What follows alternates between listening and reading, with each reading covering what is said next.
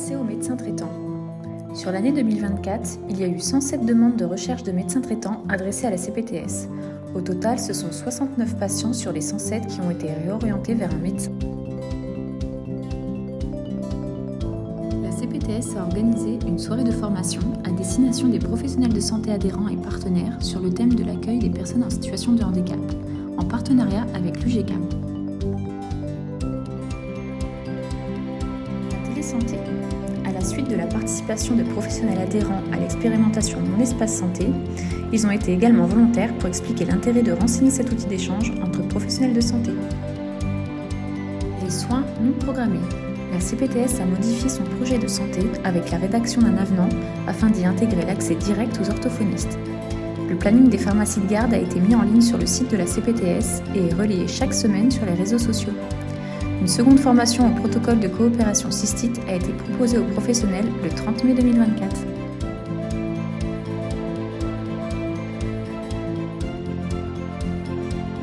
Le parcours insuffisance cardiaque. La CPTS travaille en lien avec les kinésithérapeutes du territoire et le réseau Sport Santé au développement du sport santé dans le cadre du parcours insuffisance cardiaque. Parcours addiction santé mentale. En lien avec le pôle ressources addiction EMERA, la CPTS a mis en place une soirée de formation. Pour cela, un questionnaire a été diffusé aux professionnels de santé en amont, afin d'identifier les points de rupture. Cela a permis d'outiller les professionnels du territoire sur la prise en charge des patients souffrant d'addiction. Le parcours diabète. Les points de rupture ont été identifiés par les professionnels de santé du groupe de travail, ainsi que les points positifs.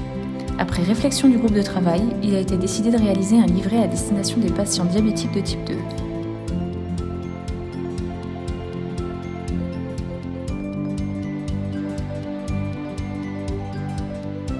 Mars bleu. Un stand de prévention a été mis en place devant la pharmacie à la Marche-sur-Saône en lien avec un diététicien adhérent. L'idée était de faire de la prévention sur l'importance de la nutrition dans la prévention du cancer colorectal et de pouvoir réorienter les patients à la pharmacie en fonction de leur âge pour qu'ils puissent aller récupérer leur kit de dépistage. Octobre rose.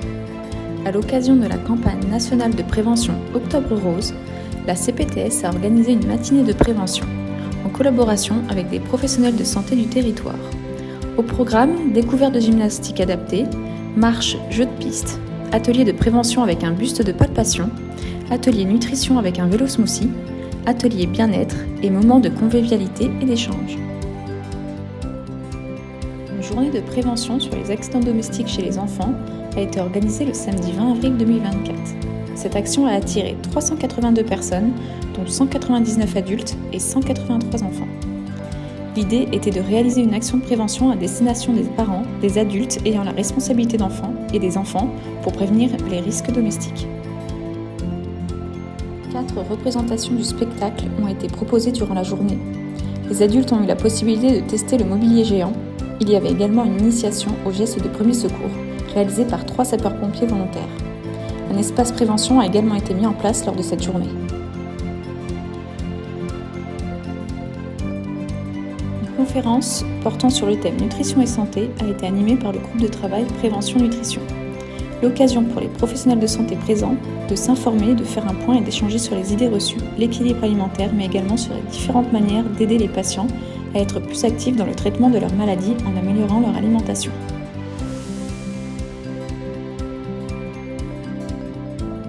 Dans le cadre de la semaine de la dénutrition, la CPTS Pays d'Or a organisé des ateliers de prévention dans les EHPAD du territoire. La CPTS a organisé avec les étudiants en soins infirmiers en stage au sein de l'association un stand de prévention sur l'hypertension et le diabète devant la pharmacie du Parc à Brazza-en-Plaine. La CPTS a également organisé, avec 3 étudiants en soins infirmiers, une journée de prévention avec l'école maternelle de Tarbes-le-Haut sur l'importance de l'hygiène bucco-dentaire et de la nutrition.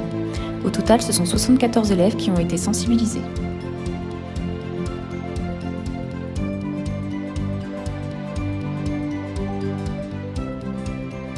Antibiothérapie et antibiorésistance, un travail en lien avec le CRATB Bourgogne-Franche-Comté.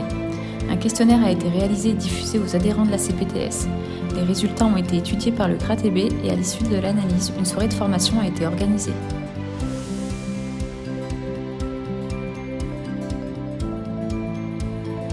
événements indésirables. Dans la poursuite du travail mené en 2023, une fiche de déclaration des événements indésirables a été réalisée.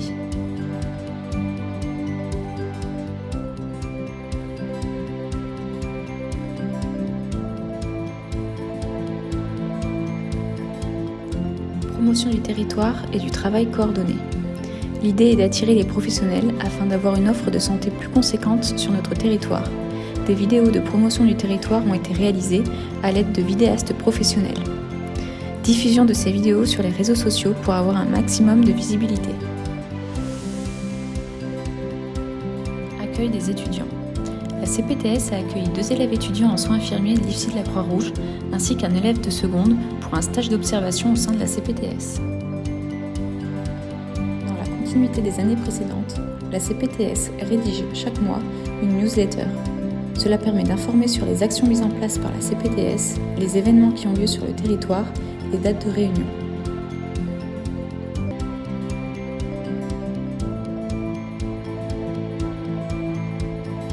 Poursuite de la rédaction du plan de gestion de crise sanitaire, en s'appuyant sur la trame nationale et la trame de la FEMASCO.